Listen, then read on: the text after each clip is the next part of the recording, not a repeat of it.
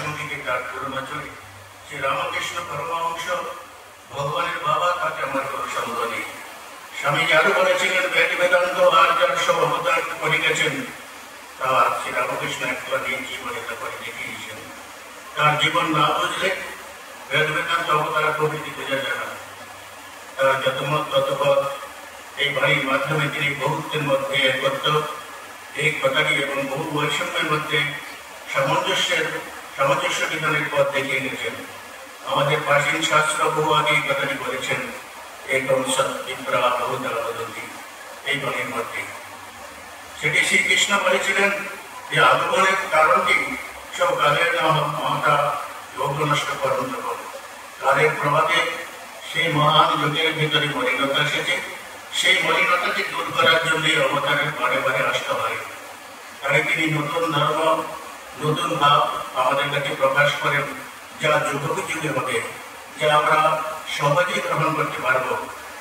আচার্য শঙ্কর বলেছেন যে সব প্রয়োজন আমাদের অভিভূতানাম জিজ্ঞাসা, অর্থাৎ নিজের বিন্দুমাত্র কোনো প্রয়োজন নেই, তা সত্ত্বেও তিনি লোক অনুগ্রহের জন্যই এই দান করে আসেন এবং কষ্ট ভোগ করে থাকেন।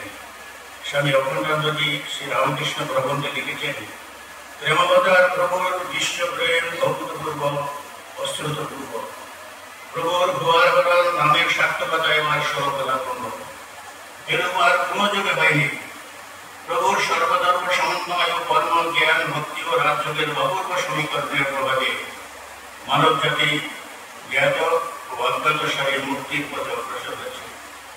প্রথমত তার সর্বভগময় রামকৃষ্ণকে প্রকাশ করতে গিয়ে তিনি তার নিজের ভাবটিকে এভাবে প্রকাশ করেছেন, যেখান থেকে একটি স্রোত যদি বয় তাহলে বেশ হয়, সেই স্রোতের টানে সব ভেসে যাবে। এখান থেকে যা বের হবে তা তো একই হবে না।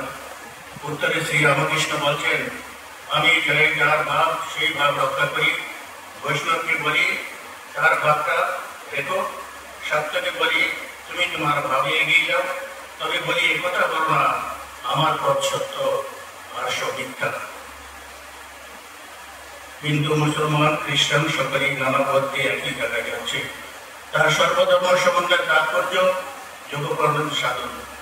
এই সমন্বয়ের মানে শুধু মানুষকে ধর্মপথে আনা নয়, কোন ধর্মমতকে প্রতিষ্ঠা করতে নয়, কেবল আত্মচেতনার উন্মেষ সাধনা নয়, তার সাধনার বৈচিত্র্যের পিছনে রয়েছে এক মুখ্য উদ্দেশ্য, তা হল সকল মত ও পথকে সত্য বলে প্রতিষ্ঠিত করা।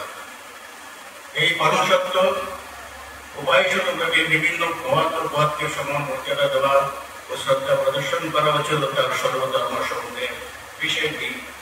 নিজের ধর্মে প্রতিষ্ঠিত থেকে সত্যকে উপলব্ধির সঙ্গে সঙ্গে পরধর্মের সত্য অনুসন্ধানের প্রচেষ্টাকে সমান মর্যাদা দান ও তার প্রয়োজনীয় অংশ গ্রহণ করে নিজেকে আরো সমৃদ্ধ করা, এটি ছিল তার একমাত্র লক্ষ্য। আর সর্বশেষে বলব তার চির আশ্বাসের বাণী, যে বাণী আমাদেরকে আজও আশ্বস্ত করে 190 বছর পরেও যে তিনি আমাদের আছেন। সেটি মাস্টারমশাই আমাদের কাছে রেখে দিয়ে গেছেন তার কথা নিত্য গ্রন্থের মধ্যে। একদিন মাস্টারমশাই এসেছেন যখন সন্ধ্যা হয়ে গেছে, ঠাকুর তখন কালী মন্দিরে, নাথ মন্দিরে তাকে পদচারণ করছেন। তিনি সেখানে গিয়ে প্রণাম করলেন এবং অনুনয়ের সঙ্গে জিজ্ঞেস করলেন, আজ কি গান হবে?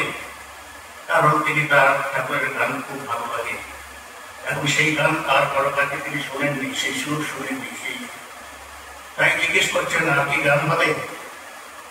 ঠাকুর একটু ভেবে বললেন, আজ আর কোনো গান হবে না, তবে আগামীকাল আমি বলরামের বাড়িতে যাও, তুমি সেখানে কেউ। এই কথা শোনার পর মাস্টারমশাই প্রণাম করে চলে গেলেন। তারপরে সদর ফটক পর্যন্ত এসে আবার কি মনে করলো, ফলে ফিরে গেলেন। ফিরে এসে যে চিত্রটি তিনি লিখেছেন সেটি শ্রী রামকৃষ্ণের এক অসাধারণ চিত্র। লিখছেন,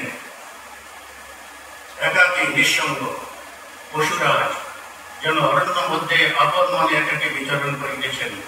আত্মারাম সিংহ একলা থাকতে একলা বেড়াতে ভালোবাসে।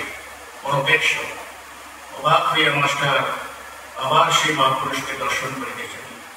শ্রীরামকৃষ্ণ মাস্টারের প্রতি আবার যে ফিরে এলেন, মাস্টার আপনার বোধ বড় মানুষের বাড়ি যেতে দেবে কিনা, তাই যাবো না ভাবছি, এখানে এসেই আপনার সঙ্গে দেখা করবো। উত্তরে শ্রীরামকৃষ্ণ বললেন, না গো, তা কেন? তুমি আমার নাম করবে, বলবে তার কাছে যাব, তাহলে কেউ আমার কাছে নিয়ে আসবে। মাস্টার যে আর কি বলিয়া আবার প্রণাম করিয়া বিদায় দিলেন, কিন্তু রেখে গেলেন এক চির আশ্বাসের বাণী, যে বাণী আজও শত সহস্র প্রাণকে আকর্ষণ করে, শত সহস্র মনে আশার সঞ্চার জাগায়, এবং তার নাম করলে তার কাছে যাওয়া যাবে, তাকে পাওয়া যাবে, তার স্বরূপকে উপলব্ধি করা যাবে, নিজের মানব জীবনকে ধন্য করা যাবে। সকলকে ধন্যবাদ, নমস্কার।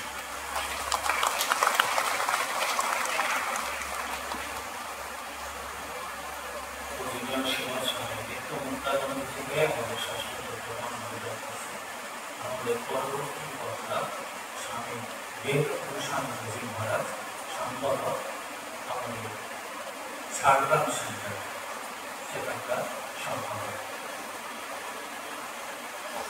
বেদ প্রশান্তজি তার বক্তব্য রাখবেন ইংরেজি।